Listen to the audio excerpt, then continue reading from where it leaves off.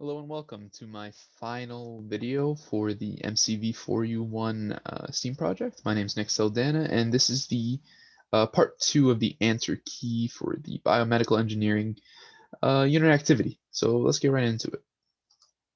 I'm going to be going over questions 5 to 7 here, which are a little bit more complicated, but we should get through it quite easily. Okay, let's get started. So let's get a pen tool going. Awesome. So Vienna is finishing up her design of a prosthetic leg. The last component she has to make is the shin tube or pylon. She's also running low on her budget for the prosthetic leg, so she aims to try to construct the pylon with as little material as possible. So as little material as possible. That's a big giveaway that we are going to be dealing with an optimization problem regarding surface area. Note that the pylon is in the shape of a cylinder.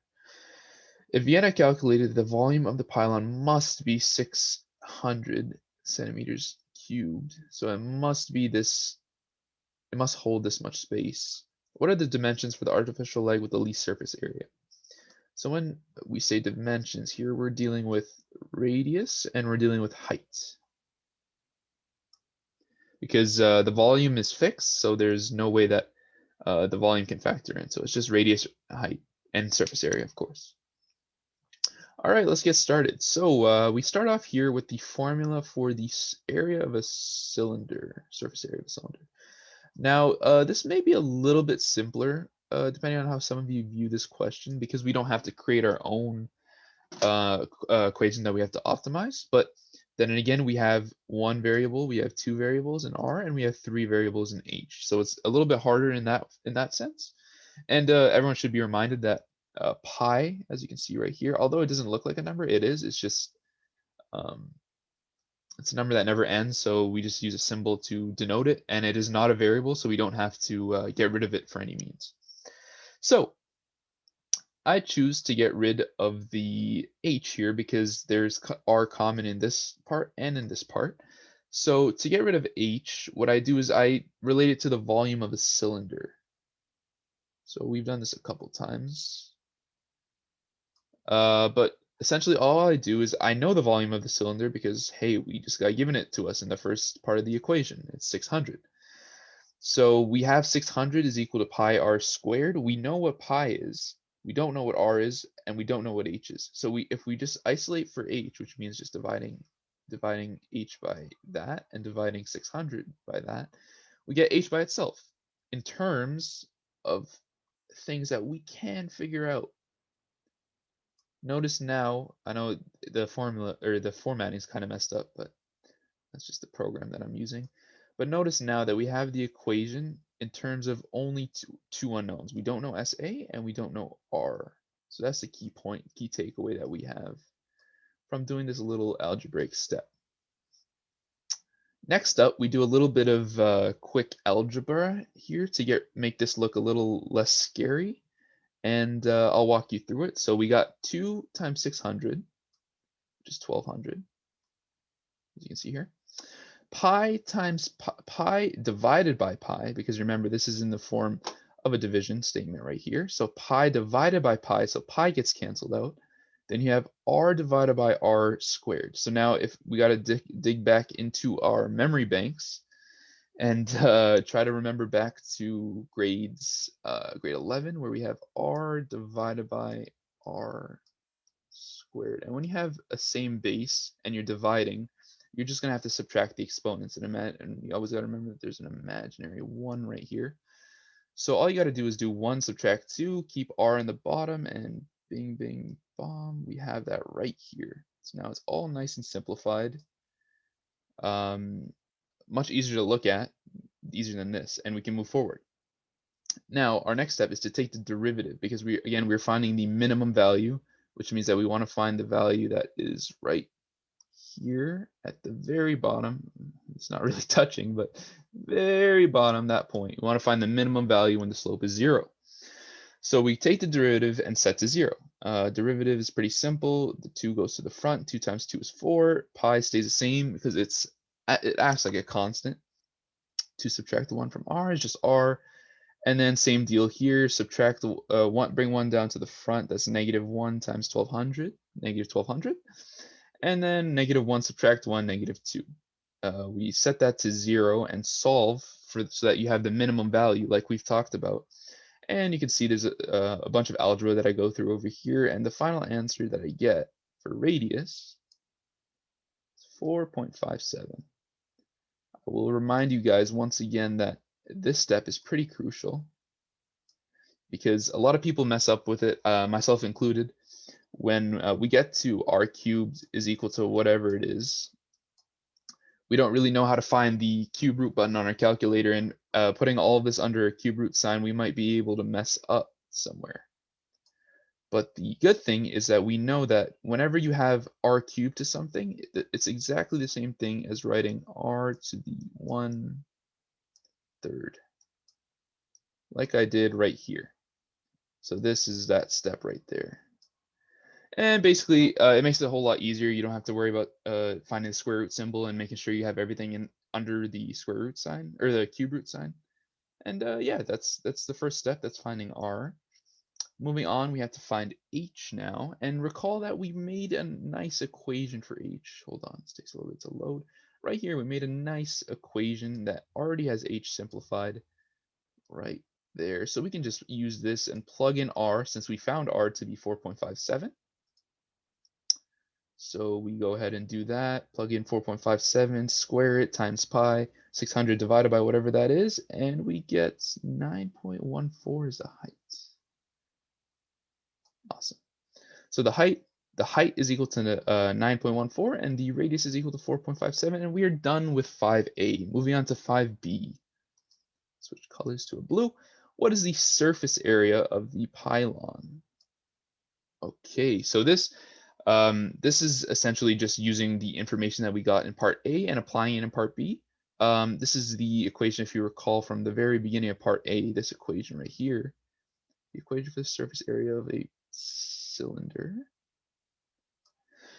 And all we have to do really is just input these values that you see right here, and you should get a value approximately 393.63. Again, whenever you multiply by pi, and whenever you have these long numbers that never, ever, ever end, you're not ever going to get an exact answer. So it's important to note that we're not getting an exact answer, we're getting an approximate answer. It might be off by like, whatever comes after this, but it's still worth mentioning that it's not the finite answer. And that's all for question 5. All right, let's move on to question 6. Julia's constructing a pacemaker. A pacemaker is, although typically circular in nature, is rectangular in this case. You can see right here. For the special considerations needed for the patient, she knows that the volume must be exactly 10 centimeters cubed. All right, so we have another constant volume like we had in the previous question. But there's an extra little wrinkle thrown into this question because this question has a money value as well. So once we've even found the cost of the cheapest, or the pacemaker that has the least surface area, we're not fully done yet. We have to go one step further and multiply that value by however many, $4 per square centimeter. And also, it's worth noting that she knows that the length of the base of the pacemaker must be twice the length of the width.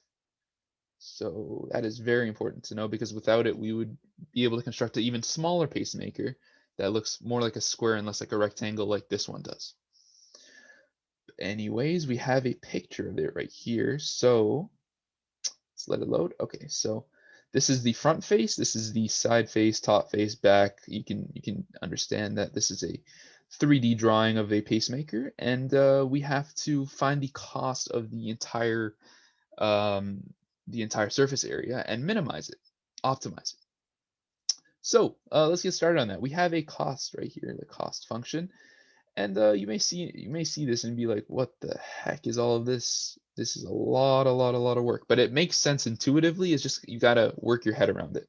So calculating the cost of the base and the top. So I'm talking about the green face right here, and then the green face that's under right there. That's it, that it's laying on. So finding the area of those would be base times height, like any rectangle. So it'd be x times 2x. So we have x times 2x times 2, because there's one on top, one on the bottom, times $4. So you notice there's three elements at play here. There's the area, which I'll highlight in green right here. Let me get a highlighter tool out. Okay, so the area, which is highlighted in purple right here. There is the number of sides, which is 2. And there is the cost, which is in red, which is $4. That applies to all sides. So I'll go through this really quickly. We get, so this is the cost of the front and back side. So this is the blue face right here and the other blue face behind, right there. And so it's going to be 2, so x times h, x times h, because base times height, times 2, because there's a front side and a back side, and times $4. So you're seeing there's a little bit of a pattern here, and once you get one of them, it should be pretty simple. So you know that this is the area, like we talked about. This is how many sides there are, and that's the cost. And same deal goes for here when we're talking about the this side and the left side right here. So let's take the area of this side. Well, you got base times height, 2x times h, 2x times h, 2 sides times 2, and then times $4 a side, $4 per square centimeter, that is, and that's 4. Wonderful. So this is a long cost function, but we can simplify it, and when simplifying, it comes out like this function right here. Nice. So now we can combine like terms. As you can see, we have 8xh, 16xh combined. We got 24. And once again, we can't derive functions with two or more unknowns. You have to derive a function in terms of one variable. It makes it easier for us. So instead of having 24xh, we take h and we find a relationship that we know. Now you guys might know this relationship to be the volume function, which is base times height times width. And it's equal to 10 meters cubed as was given to us in the question. And all we have to do here is isolate for h, because that way, once we isolate for h, we will get h in terms of x and a constant, which we understand, which we can solve for. And that's what's there right there. Awesome. So let's go on to the next step. Next step is we are taking the derivative of it right here. So this kind of just turns into that because I expanded this. So 24 times 5, 120, x times x divided by x squared, x to negative 1, like I talked about 5 minutes ago. And we're taking the derivative of this. Again, you move that to the front, times 2, 16 times 2 is 32. 2 times 2 subtract 1 is 1, and then move that to the front, negative 120, negative 2. All good. Then we set to 0 and solve. We've done this a million times by now. So we're just solving for x at this point. We move the 32 over, then we get rid of this little denominator right here by multiplying it across. So we get the 3x, because 2 times imaginary, or 2 plus an imaginary 1 is 3. And again, we're just solving for x, and it reduces all the way to approximately x is equal to 1.55. So I say approximately again because this goes on for a long time and we're not sure when it ends. Next up, we have finding the actual cost. So this was where we stopped last time in the last equation, but we have one more step here, and which would be finding the actual cost of the whole thing. Now we've found the cost function to be this right here. So we take that equation and we plug in 1.55 because we found that to be the minimal value that satisfies our conditions. Plug in 1.55 and we end up with $116.03. That is the cost of the cheapest pacemaker available that meets all the conditions stated in the question. And we are done with question. Are we done? Hold on. Oh yeah, we are. We're done with question 6. Moving on to question 7. This is the case study, which requires a little bit more reading, a little bit more thought, but it's very simple and we can get through it pretty easily. We have In the world of business, maximizing profits and minimizing costs is the ideal way to ensure a company's success and longevity in the marketplace. Very true. You guys can read through the rest of this, but I'm going to go jump right to the question. Arthur has accepted his internship in a biomedical engineering manufacturing and distribution company. Wow, that's a lot. Called Morgan's Biomedical Engineering Company, short for MBEC. MBEC specializes in buying parts and selling them to hospitals and other clinics. Before he can shadow an engineer and they walk him through the manufacturing process, he is asked to examine the business model. Wow, pretty bold of the company to give their intern their whole business plan right away on the first day. Hey, maybe Arthur's a really good guy. All right, moving on to question 1.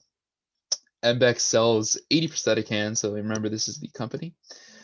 Every month at a price of $250 each. So this is looking like a maximizing profit, minimizing costs problem. We found that for every $10 increase in price of prosthetic hands, so for every $10 increase, we sell 4 less units. Determine the price of the prosthetic hands that would maximize the revenue. So we're only dealing with revenue. We're not really dealing with cost or profit, which makes it easier for us because we only have to deal with one big function. And explain what this price means. Okay. So we have the revenue function, which is comprised of the price function times the quantity function, which as you can see is right here are multiplied together. Let me get green. So this comes from the question again. So we have 250 plus 10x. So $250 each plus $10 increase. But that also results in 80 prosthetic hands being subtracted 4 less units per month. So for every $10 increase, we lose 4. And these are just the constants that are given to us at the beginning of the equation. And this is just expanding. So again, you got to remember to use FOIL to make sure that you get all of the values. Once we have this, we can simplify because we have 2x values right here. So those can further simplify, and we get left with negative 40x squared, subtract 200x plus 20,000. Again, we're just taking the derivative, setting to 0 like we've done.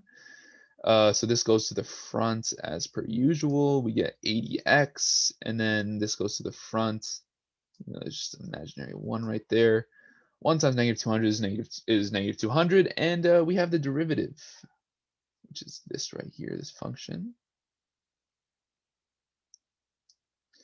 Now we have to set to 0 and find the maximum value. So this means that we got to set to 0 and find the value where it only touches it once, as we've done many times before. And everyone knows that this red line, ignore that part, but this red line is equal to 0, has a slope of 0, or it's indefinite, which means that of course we've reached the maximum, and is also why we always plug in 0 here, because always looking for either the maximum or the minimum. In this case, we're doing this one.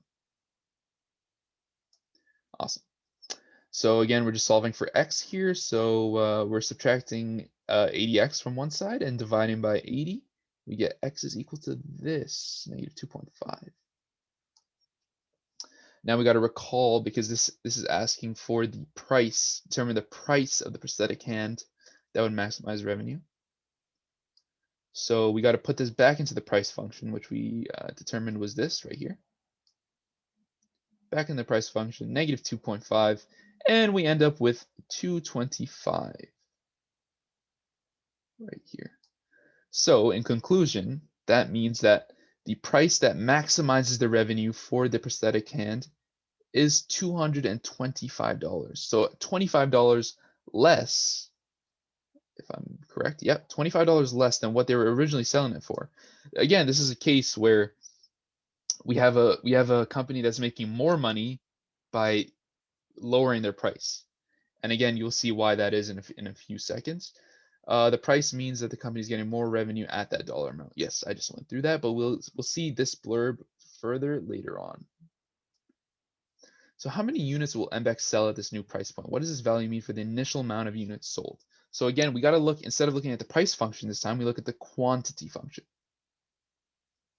So as you remember from right up over here, once it loads right here, we have 80x subtract 4x. This is the quantity function. This is q of x. And when we just plug in our optimal x value into it, we should get the number of items that is being sold when the company is running at its optimal value.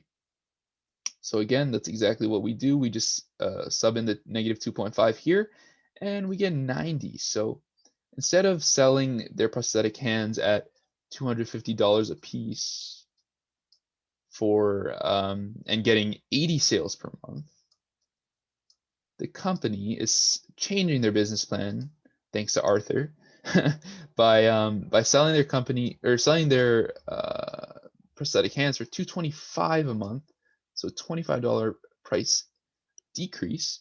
But that means that the amount of customers will go up by 10. So that is the optimal value. This value right here is the optimal value for the company to be running at, not this. Okay, last question. Trust me, and then you guys will be free. MBEC is shipping out a large amount of product to a hospital. Their prosthetics are being transported in special boxes that preserve the items so they're ready for use. This is another question of money versus surface area. So what is the minimum cost of the box? Again, that's just a hint. Should be pinging light bulbs in all of your guys' head that we are dealing with an optimization problem. And in this case, we are minimizing the cost. And then here we got to discuss whether surface area alters the volume of the box. And I'm sure you guys already know what the answer to that is. And this is a question, I don't think I went through it, but it's the same deal as the one before. It's just a different number right here. So we have the width is twice the length, or the length is twice the width, and then the height is unknown. So we have the cost function here. And again, I went through this before, but I will do it once more. We have the area in yellow right here. So x times h of the front side plus the back side plus, or times two of them because there's a front and there's a back, and then times 3 because we have each side is worth, or each square centimeter is worth $3. So you do that again for each side. I won't go through them all, but you guys understand the gist of it, and we get this function right here, which is the whole function, and we have to express again, once again, in terms of x plus, or in terms of just x. That means we got to get rid of the h right here, and of course I simplified it from that step to that step. So we got to get rid of the h, and then again I related it to the volume of the whole thing. So this is, as you can see, x times 2x times h, x times 2x times h, and we know the volume is 30 cubed centimeters cubed. So we know that we can divide everything, divide this and divide this by that, and we get 15 over x squared. Now what we have is we can plug that in right here, and then we have everything in terms of just x like we had before. And then once again, it's the same deal. We have to take the derivative as we do right here. We have to set to 0 as we do right here. And we have to solve for x. So there's a lot of algebra going on over here. I won't keep you guys too much longer, so I'm just gonna let you guys review it. But essentially, we're doing the same steps. This step again, we're taking the 1/3 instead of taking the cube root, just in case. You guys might find it a little difficult to take the cube root of something, because I know I did when trying to get everything into this little mess right over here. So you gotta remember that this is equal to the 1/3. And we end up with a value of $180. After we have the prime x value, the value that helps the company out the most, we apply that into the cost function like you remember from before, and we get that value. And that's it. That's all we have to do for today. These are my, oh yeah, we have to talk about this. The surface area does not impact the volume because of course the volume is always fixed. There's no way that you can alter the surface area. That also alters the volume, because we know that for this question itself, the volume's always fixed. And yeah, that'll be it for all of my videos. So you've seen the last of me. Um, Thank you for those who stuck around the whole way, and I hope you learned something very valuable from this. I certainly did. And yeah, it was a good time. So thanks. Stay safe, everyone. If you guys are still watching this in the pandemic, I hope you guys are doing okay. And yeah, see you later.